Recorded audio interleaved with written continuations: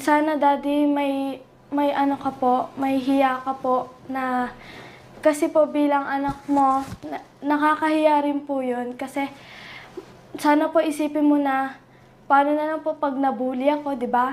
Sa school. Kasi ganyan yung tatay ko. Like, alam ko pong may pagkukulang sa akin.